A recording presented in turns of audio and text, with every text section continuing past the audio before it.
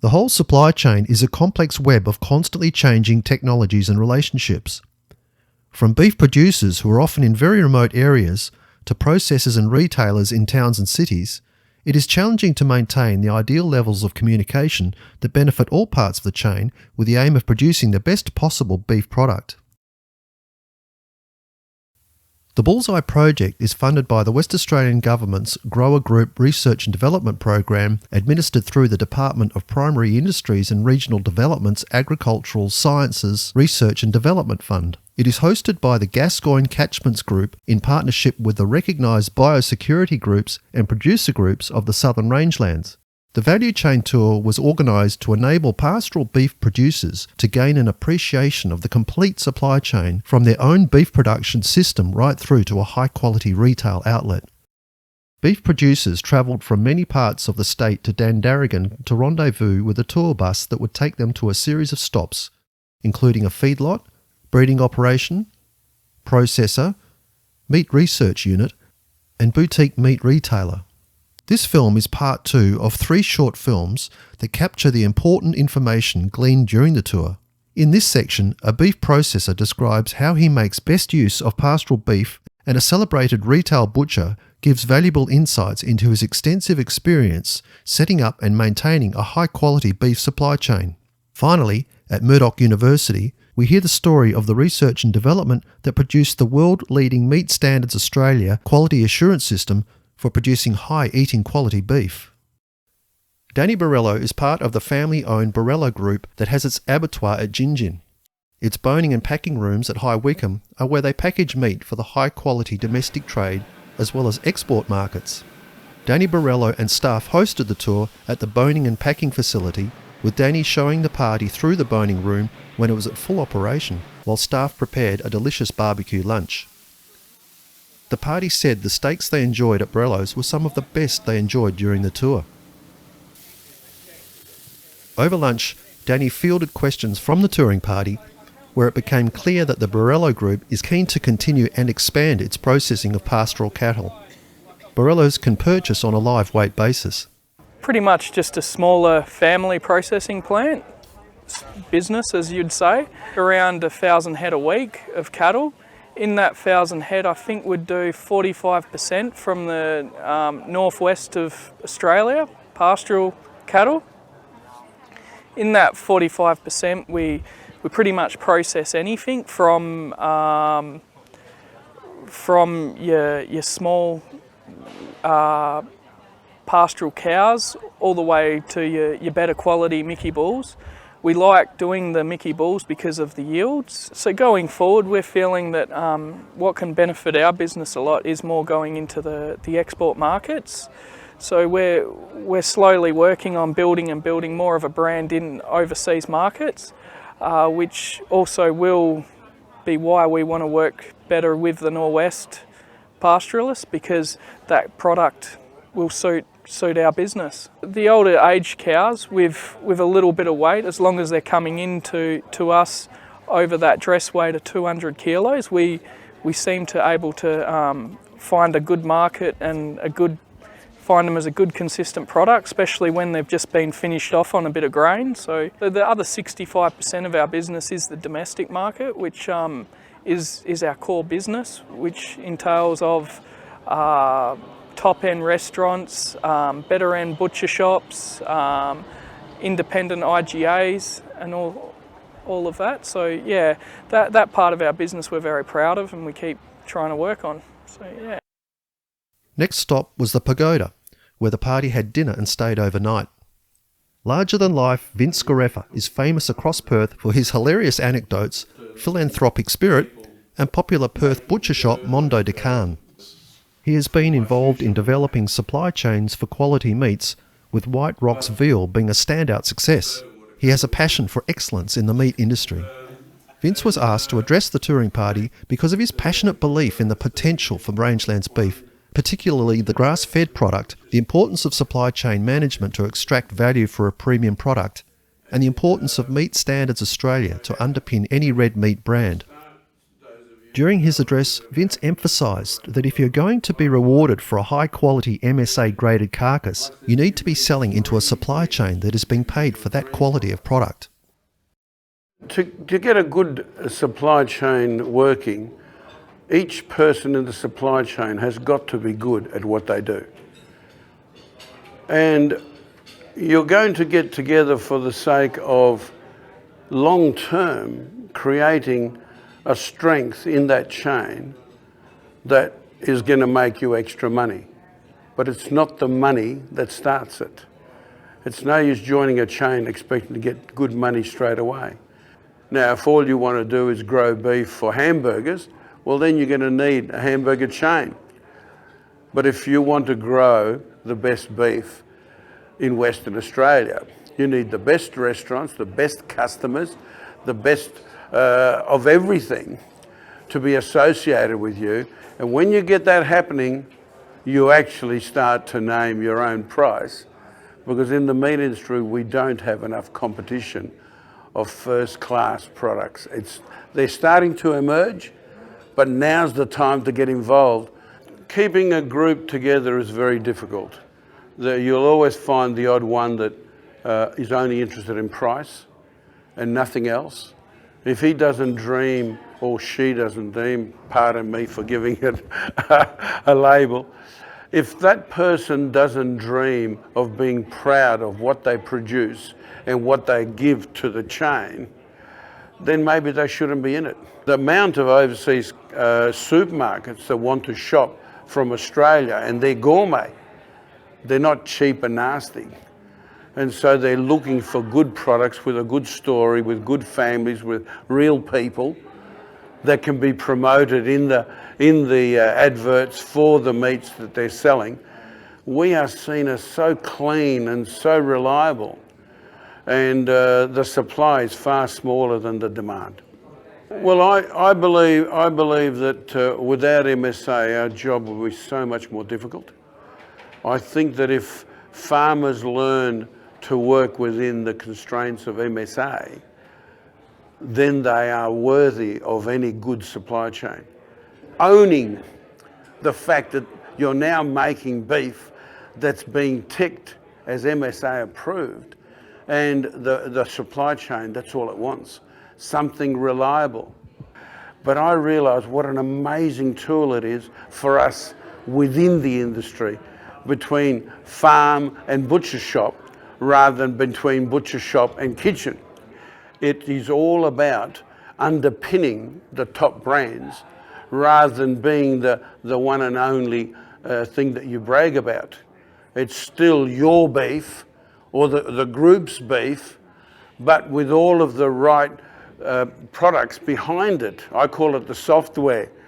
And so you want MSA, you want high standard HACCP programs, controls, certifications, and then the public start to trust your brand. And that's what I love. I love shooting for the stars.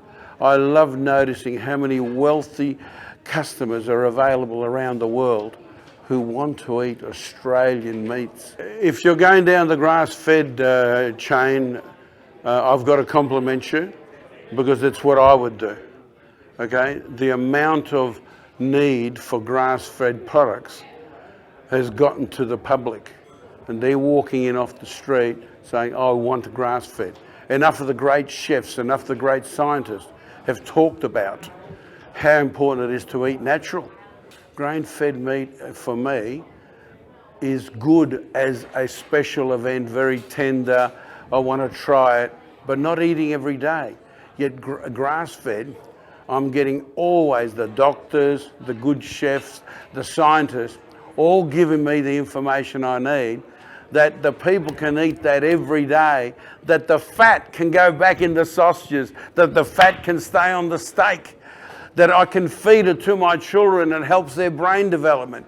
So I love this business, and I reckon a good chain with the good beef industry would be wow. Next morning, the tour headed to the Murdoch School of Veterinary and Life Sciences at Murdoch University. The Murdoch team have been world leaders in the research associated with red meat quality for many years and gave the tour members a full morning of information-packed presentations on the science of meat quality and how Meat Standards Australia enables the consumer to access beef with consistently high eating quality. Dr. Cameron Jose explained how Meat Standards Australia is a world-leading quality assurance system that now underpins many high-quality beef brands. Other countries around the world are aiming to replicate MSA.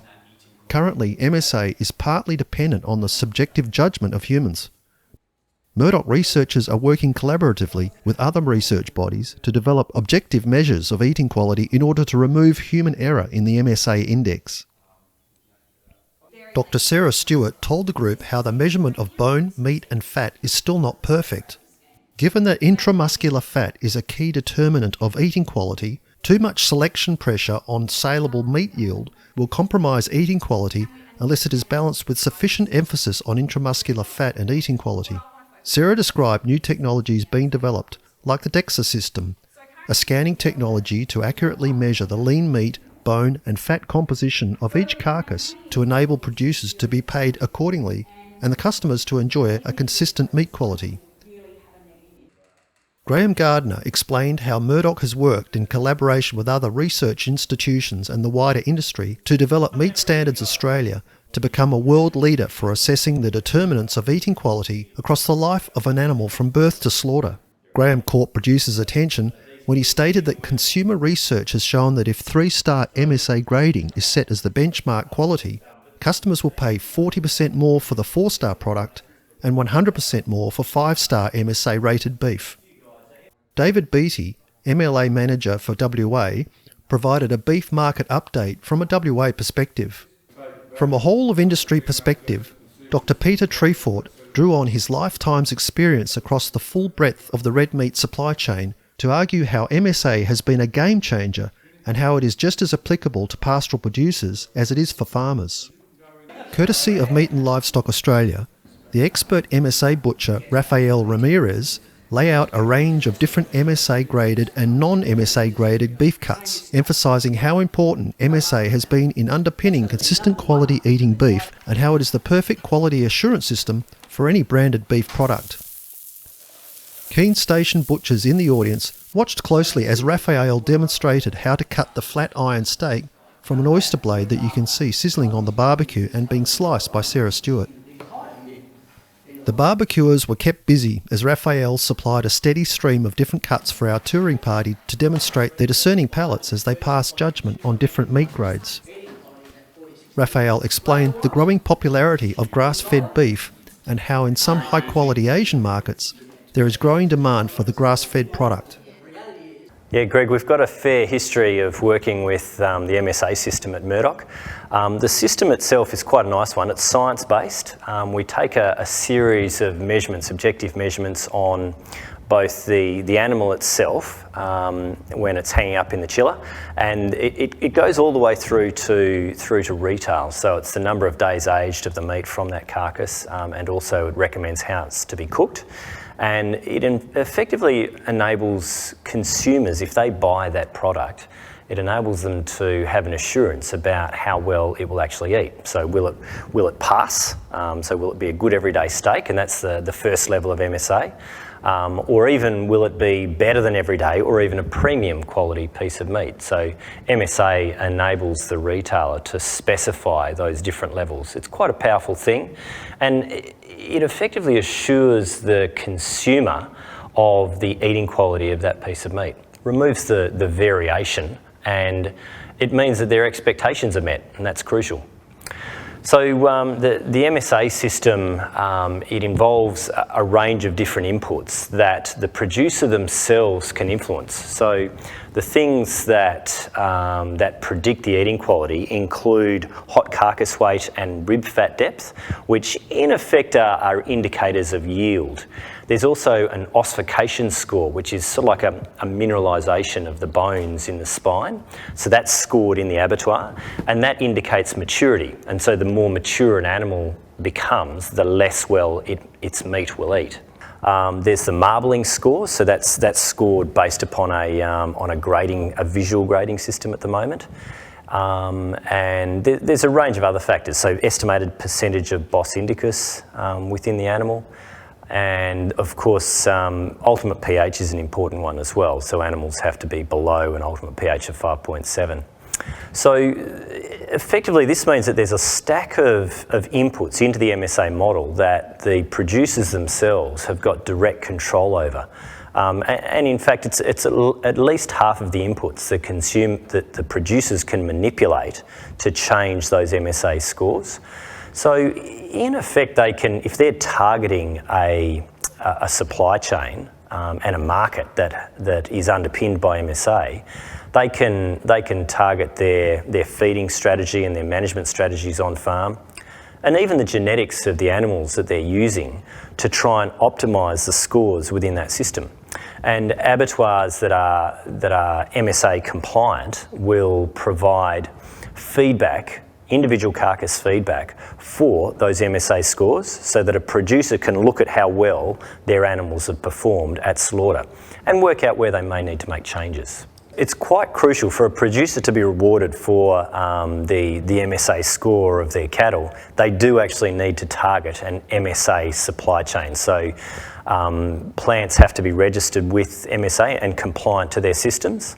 There's a few things that a plant has to do to be MSA registered, and one of those is to be regularly audited by MSA for the compliance of their pH and temperature decline. So this is a combination of stimulation and chilling profile that the carcasses are exposed to. And they have to get that just right and make sure that those declines are through the window, as MSA calls it, to ensure that their rate of pH decline is ideal, which optimises their meat quality. So yeah, for producers that want to deliver an MSA product, they need to target an MSA aligned supply chain. The MSA system itself involves a number of inputs. Many of them are graded based upon a human's measurement, so a human's interpretation of the marbling score chips, or a human's interpretation of fat depth, which estimates lean meat yield. One of the things that we're chasing really hard at the moment through our ARMTech project, or the Advanced Livestock Measurement Technologies project, is to develop new technologies that can take those same measurements and replace the human grader. Hopefully those technologies will be able to do it more accurately, and also have less of that human bias that naturally creeps in when human graders provide scores. And it's very difficult for a human not to do that, no matter how well they're calibrated. So our portfolio includes camera devices that are focused on estimating rib fat depth and the marbling within the eye muscle of animals.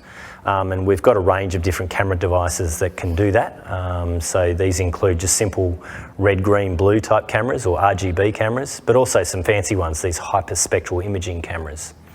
So that's on the estimation of marbling. We're also focused on estimating lean meat yield as well, which itself can actually be a negative predictor of eating quality.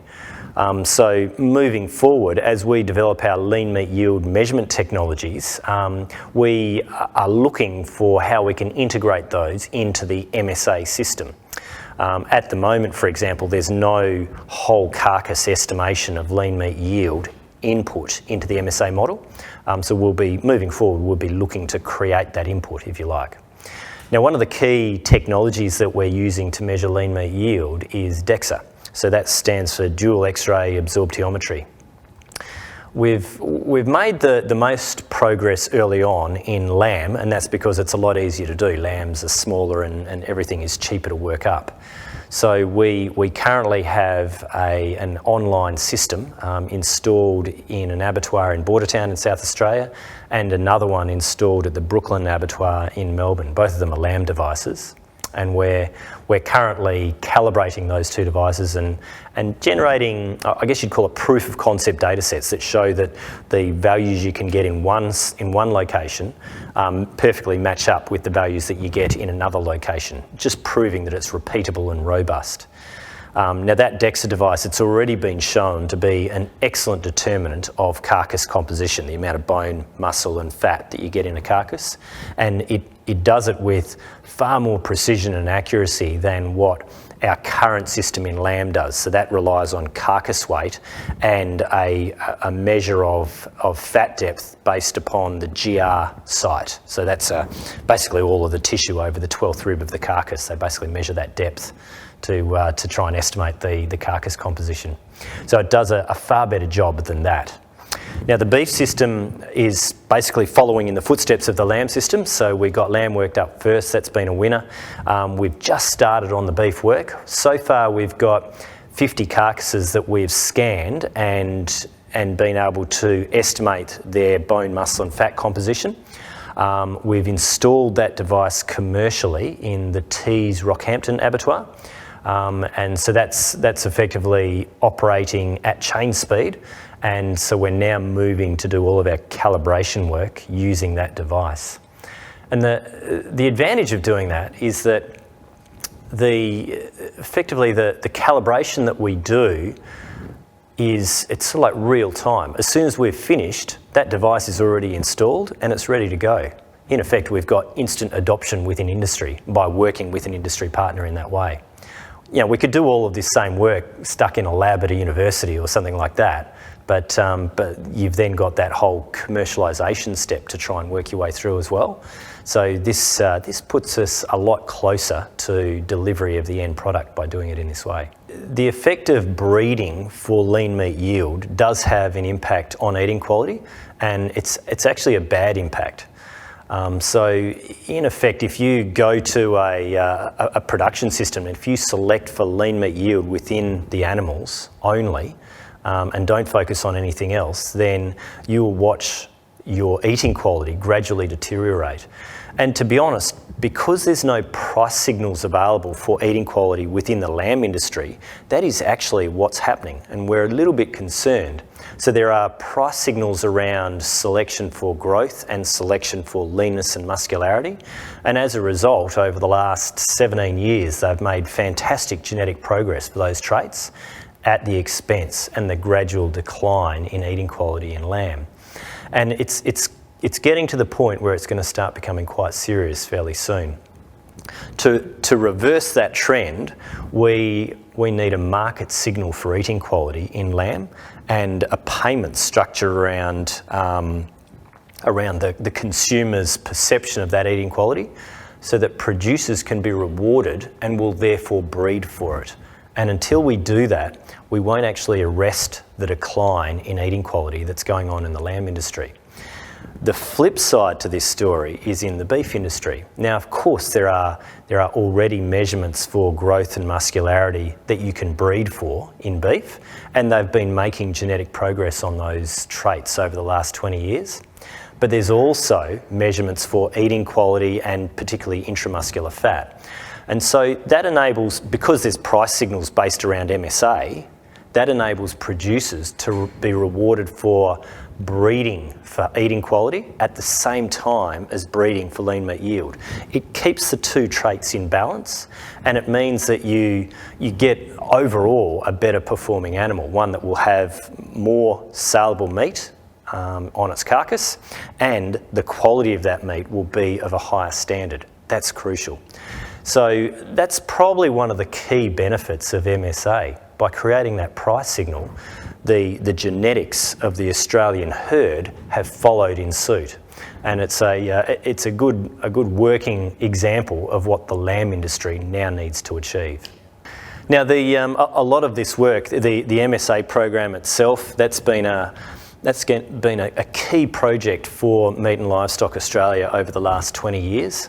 They've stayed loyal to it and invested an enormous amount of funds into its development over that period of time, turning it into the system that it is today. And it's a really powerful system. MLA are also one of the key collaborators within our ARMTech project. So that's the Advanced Livestock Measurement Technologies project.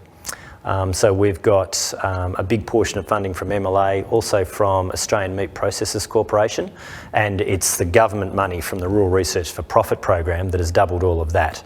And that's what we're currently using to drive the development of these measurement technologies, including those cameras that I was talking about for measuring marbling, and also the DEXA device and other lean meat yield measurement devices as well. So Australia is really lucky to have the MSA system. In fact, it's the only system of its type anywhere in the world. And it recognises the fact that eating quality is the result of a complex set of inputs. It's not just about how old is the animal or has it got some marbling. It's many factors integrating in together to result in how well that meat eats. So MSA does a great job of integrating that into a combined description of that eating quality. And it's currently being investigated by a number of other countries around the world. So in Europe, we've got a consortium that consists of the Irish, Northern Ireland and the Irish Republic, Poland, the French. They're probably the key players. And then there's a number of other European nations as well that are looking at deploying an MSA type model into their market. So they're actively investigating it. The New Zealanders have recently followed suit and set up an eating quality prediction system quite similar to MSA within their own country. And we also know that a number of the Asian countries are looking at it very closely as well, so China, Korea and Japan. And the one thing we've discovered is that the consumers all over the world produce similar eating quality results when you feed them the same steak. They don't actually differ that much, which we were really intrigued by. So this means that we could effectively roll out an MSA type model anywhere in the world and it would roughly do the same job. I believe that we can use MSA as a tool with our meat because we have very positive feedback from people that have bought our meat previously or bought our product. I think that MSA would then give us a guide as to know where to go next, whether we need more marbling or whether we need what practices we can do. Obviously it's not going to be a total gauge because it's also depends on the processes and other things as well. But if we can do things with genetics and stock handling that's going to improve that meat quality, that's what we're aiming for. Yeah, the best product we can possibly produce, happy beef, happy, a nice product, definitely. We understand MSA a lot better now. We know exactly how it works and why it's there. Previously to that, we get the emails and we know that it's something that we all have to deal with, but we didn't really fully understand how it worked. Even the thing with Murdoch University, the way they're looking at different ways, trying to get different systems in place, yeah, they're really, really doing some good work as well there. I don't know enough about DEXA, but I think from what we've seen today, it's obviously going to be the thing of the future once they do some more studies on it. A short journey from Murdoch University along Leach Highway to Myaree landed us amid the buzz of Scarfo's Meeting Place, a retail butchery located within a marketplace of high-quality fresh food.